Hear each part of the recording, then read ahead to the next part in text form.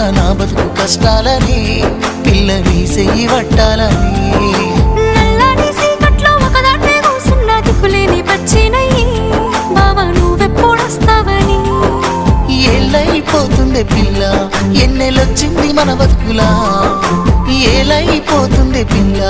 ఏలు వట్టంగా వస్తున్నాగా ఇన్నాళ్ళ ఎడబాటు ఎడవాసిపోతుందిలే ఈ సీనయ్య గుంటున్నదే సినదారా నీ కోసము ఈ దూరాన్ని చెరుపుతూ తీరాల తెగిరింది అందాల ఈ మానవు